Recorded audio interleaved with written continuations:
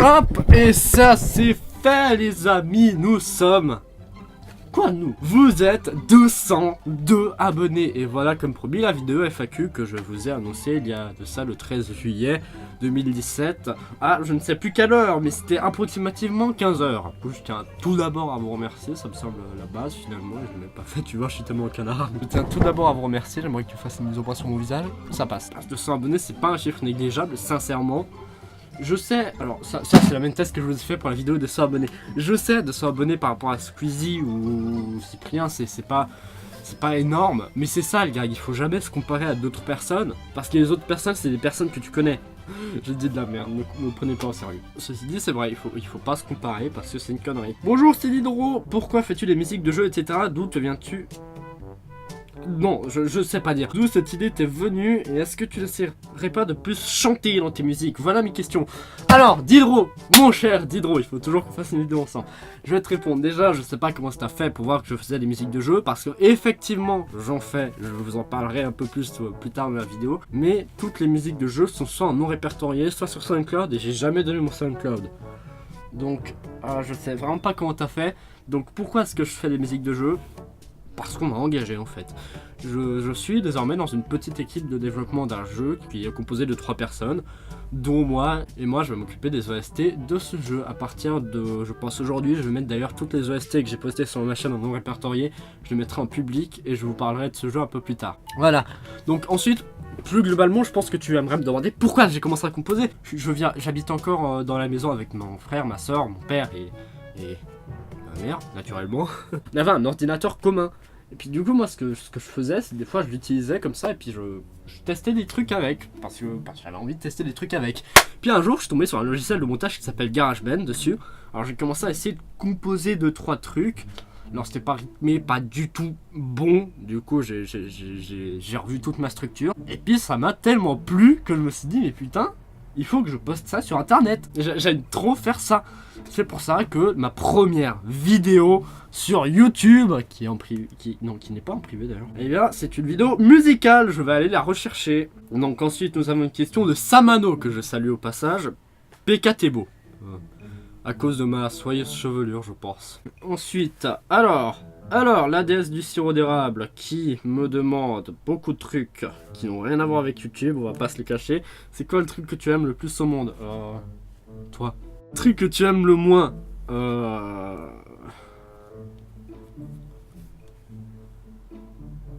Toi. Tu veux faire quoi dans la vie? Alors, bah écoute, ton moment confession, je sais absolument pas ce que je compte faire de ma vie, mais j'aimerais, c'est vraiment mon rêve à l'heure actuelle, j'aimerais pouvoir vivre de YouTube. Et je sais que c'est très dur à obtenir, je sais que ça peut être décourageant que tu vois que c'est très dur à obtenir, mais si j'aimerais vivre de YouTube, c'est aussi parce que c'est quelque chose qui me plaît énormément et je passe beaucoup de temps dessus.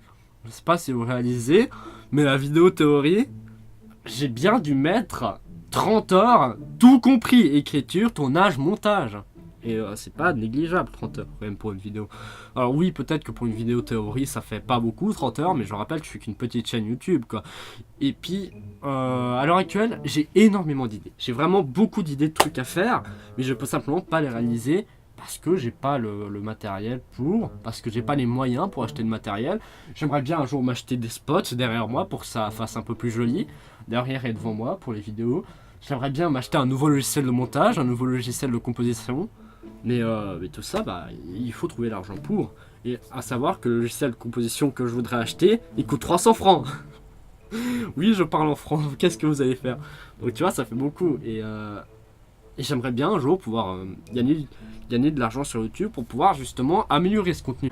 Alors là, à l'heure actuelle, je pourrais faire monétiser mes vidéos. Il faudrait juste que je me fasse un compte AdSense machin. Mais je pourrais, parce que j'ai eu des 10 000 vues requis pour faire monétiser des vidéos. Mais ça aurait juste tellement aucun intérêt alors que je fais 100 vues par vidéo quoi, c'est ridicule. À l'heure actuelle, moi j'aimerais énormément pouvoir vivre de YouTube, mais j'ai toujours le temps de progresser quoi. Ça fait 3 ans que je suis sur YouTube, j'ai encore le temps de progresser. Les gens, je suis mineur. Je suis mineur, c'est un peu tôt pour dire que je veux vivre sur YouTube. J'ai encore 3 ans d'études devant moi minimum, donc ça va. Tu vois, j'ai pris de l'avance sur mon temps. Alors, je parie que tu es pas capable de présenter ma chaîne YouTube. Bah écoute, je vais aller voir ta chaîne YouTube. Oh bah il y a 13 abonnés, dis donc. On parle des homosexuels en Tchétchénie. Voilà. Voilà. Où tu parles surtout de la bouffe, etc. et du Québec et parfois des courts-métrages. Oui, j'ai lu la description. Oui, vous pouvez me juger. Ton perso préféré d'Undertale. Alors, mon perso préféré d'Undertale, c'est Asgore, mais ça je l'ai déjà dit. Voilà, tu vois, c'est Asgore, tout simplement. J'ai pas besoin de me justifier plus des fois. Mais où est donc Cornicard? Dans ton cul. Qu'y a-t-il dans les baignoires? Dans la baignoire. Dans la baignoire, en principe, il y a de l'eau. Tu veux voir mon bigorneau? Absolument. D'où t'es venu l'envie de composer? Et bah tu vois, ça j'ai déjà répondu à cette question. Donc tu retournes à l'arrière de la vidéo et puis tu repasses ce moment. Voilà. Quels sont tes plus grands rêves et espoirs sur YouTube et dans la vie? Ouais, là aussi j'ai déjà répondu à cette question. J'aimerais juste envie. Ta mère, ta bonne grosse mère. Vraiment. Comment tu es arrivé à la fonction des directeurs des roses? Alors c'était génial, c'était parce que vous le voyez absolument pas, mais là-bas, derrière cette fenêtre, il y a tout un jardin dans lequel il y a énormément de ronces. Et à chaque fois, chaque été, c'est moi qui dois m'occuper des ronces. Non, pas chaque été, mais ça fait bien 4 ans de suite que je dois m'occuper des ronces. Et puis du coup, je me suis auto-proclamé directeur des ronces. Voilà. Tu sais quoi? Rien. Est-ce que tu comptes réaliser d'autres vidéos dans le futur? Oui, très sincèrement oui. Atomic Sniper pour cette vidéo FAQ, et ben tu tombes très bien. Dans les vidéos théorie, je tombe tellement sur des trucs. Alors, je sais plus si c'était dans un rêve ou si ça m'était vraiment arrivé, mais je crois qu'un jour il y a quelqu'un qui m'a demandé si c'était vrai qu'il y avait des tensions entre Mr. Hype et moi. Alors, premièrement, je pense que... c'est même pas Mr. Hype, c'est Captain Hype. Premièrement, je pense que Captain Hype, on a rien à foutre de mon existence, il savait pas qu'il existe. Et deuxièmement...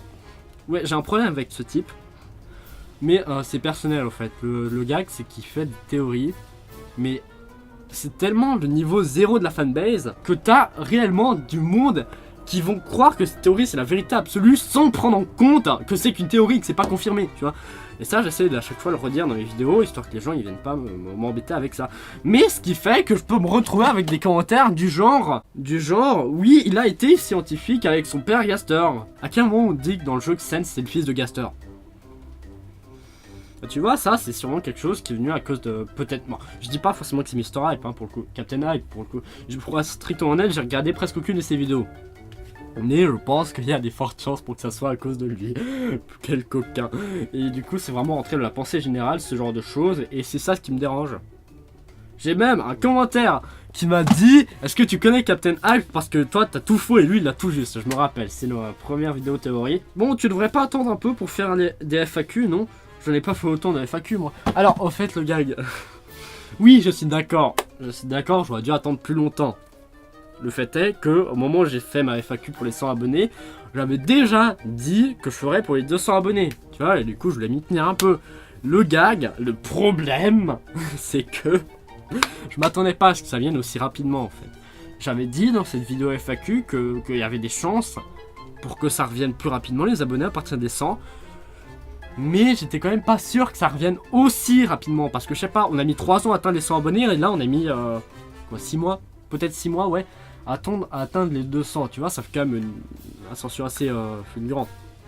Et sauf que c'est en parallèle, donc je dois faire ça. Ça fait une ascension assez fulgurante. C'est dingue. Mais oui, du coup, si ça continue comme ça, et ben je pense que je ferai la prochaine FAQ pour les 500 abonnés, par exemple. Alors, après, tu me dis, j'espère que tu nous feras découvrir des trucs en passant.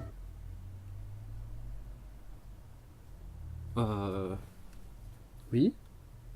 Oui. Alors, bon. Alors, je vais te faire découvrir mon micro. C'est toujours ça. Alors, c'est un magnifique micro de type... je sais pas la marque. Bon, c'est un micro merveilleux. Et puis, juste là derrière, vu qu'il est posé sur ma commode, j'ai ceci qui me permet de me le mettre sur la table. Je le visse comme ça, puis je peux le mettre sur la table. Ensuite, ça tient, théoriquement. Voilà, c'est une très grande découverte. J'espère que ça t'aura fait plaisir. Plutôt un canard de la taille d'un cheval ou 100 chevaux de la taille d'un canard? Mais mec, un canard de la taille d'un cheval. Non mais sérieusement, dites-moi en commentaire ce que vous en pensez. Mais oui, parce que vous qu'on comprenne, c'est l'histoire d'une bagarre, hein. Mais un canard c'est inoffensif, c'est poilu partout, il y a des plumes partout, ça peut pas te faire mal, je suis désolé. Un cheval c'est peut-être grand, mais un canard c'est inoffensif, premièrement. Donc pour moi, le débat est clos. Qui a remporté le combat légendaire entre Bigorneau et Murphy? Alors... Alors, il faut que je vous explique. Bigorneau, c'est un truc que j'avais reçu quand j'avais genre 10 ans. C'était un monstre machin télécommandé, mais genre vraiment bourrin. Puis je me rappelle, ça pouvait se déplier comme ça, c'était trop bien. J'en étais complètement fan. Et puis dans la même période, on avait un chat extrêmement teigneux qui s'appelait Murphy. Mon enregistrement s'est complètement coupé. Puis ce qui a donné lieu un peu à une espèce de bagarre générale. Alors non, j'ai pas du tout agressé Murphy. Alors j'étais con, mais pas à ce point. J'étais plus con que maintenant, mais pas à ce point. Je peux quand même pas agresser Murphy directement avec Bigorneau, faut pas croire. Mais effectivement, il y avait cette rivalité entre les deux. Et au final, qui a gagné, eh ben, je dirais Murphy, parce que Bigorneau est décédé avant Murphy. Qu'est-ce que je suis drôle. As-tu continué Mario Sunshine? Alors ça c'est bien, parce que continuer Mario Sunshine. À quel moment je l'ai commencé? J'ai fait une vidéo dessus, mais c'était pas le début de Mario Sunshine. J'étais paumé au milieu d'un niveau, et puis en plus ça a coupé brutalement à la fin. C'était c'était tellement pas la vidéo qualitative.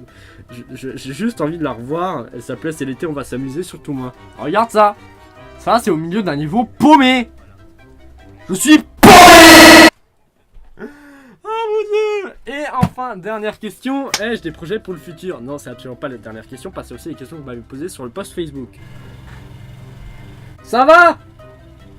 Tu veux vraiment passer à la tondeuse maintenant? Ai-je des projets futurs? Oui. J'attends un peu que le malaise s'installe avant de répondre à la question. Alors oui, j'ai des projets futurs. Bien sûr, j'ai des projets futurs. Qui n'a pas de projet futur, sincèrement? Donc je vous ai vite fait spoiler le fait que j'avais commencé à faire un jeu avec d'autres gens.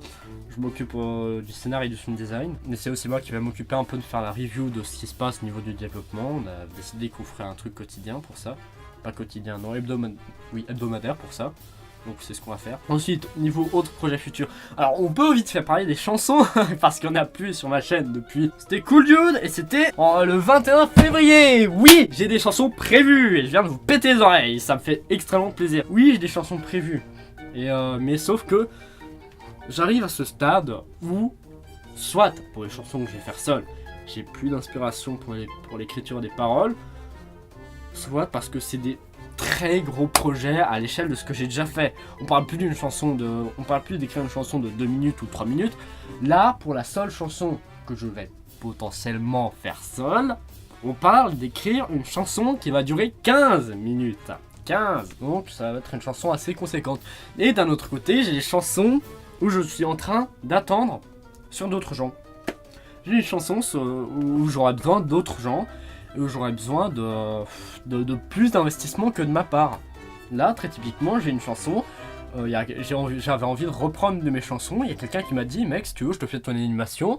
Alors moi, j'ai fait « Ouais, à fond ».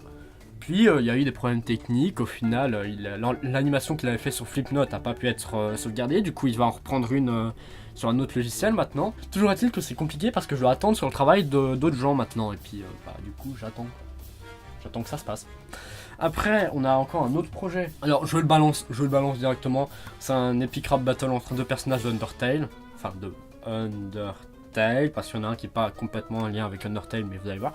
Et histoire de donner un peu plus de punch ou de réalisme, j'ai décidé que j'allais faire un des personnages et que quelqu'un d'autre allait faire un autre personnage, ce qui semble logique. Mais cette autre personne va aussi écrire les paroles pour l'autre personnage. Ce qui fait que je dois aussi attendre les paroles de cette autre personne. J'ai ma feuille là avec les paroles. Donc je dois attendre les paroles de l'autre personne avant de pouvoir tout assembler. J'ai aussi prévu de faire une autre chanson, mais là j'ai besoin de 2 voix. Et l'autre chanson elle est complètement écrite. J'ai l'instrumental, j'ai tout. Mais de nouveau il faut attendre que l'autre personne enregistre sa partie. J'avais aussi écrit un fixe, là il est écrit, fini, mais je ne l'ai pas encore enregistré. Parce qu'il y a un élément qui me bloque. Normalement, pour les futurs fixes, je ferai une reprise d'une de leurs chansons de ma douce voix. Le problème, c'est que j'arrive pas à trouver d'instrumental. En fait, le groupe est tellement moins connu que les autres groupes que j'arrive pas à trouver d'instrumental de leurs chansons. C'est un truc de malade. Genre, attends, si là je cherche Fatal Picard instrumental, et que je prends la première.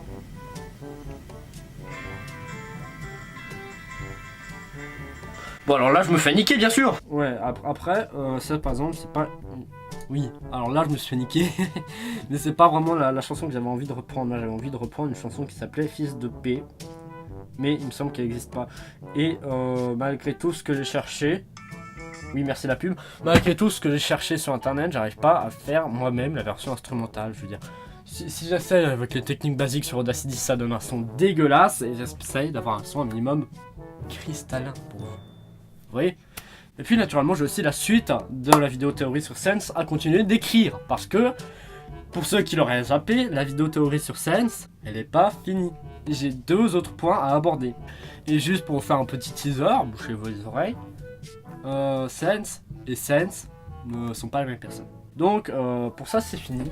Pour ça on va arrêter ça. Et on passe aux commentaires Facebook. Je crois que j'en ai que 2. Penses-tu faire d'autres formats de vidéos que ce que tu fais déjà? Alors oui, bien sûr. Trouve le format que je fais avec mes vidéos à l'heure actuelle. Si tu trouves, je te réponds carrément à la question, étant donné que tu es juste mon voisin et que tu habites là-bas en face. Bien sûr que j'arriverai à te répondre. Je peux chipper avec absolument tout. Je suis sur internet. Je suis un youtubeur. Ce serait pas marrant si vous pouvez pas me chipper avec n'importe qui. J'espère que cette vidéo vous aura plu. Moi je vous remercie infiniment parce que 200 abonnés c'est vraiment pas négligeable. C'est pas si vous vous rendez compte. Si vous vous rendez compte, si vous avez une idée d'à quel point c'est énorme 200. Mais pour vous dire, la dernière fois que j'ai fait une audition de piano, il y avait pas 200 personnes dans la salle. Il y avait 50. 50 grand maximum. Hein, donc voilà. Je vous dis à très bientôt pour une prochaine vidéo. Et portez-vous bien. Vous cliquez le petit pouce bleu.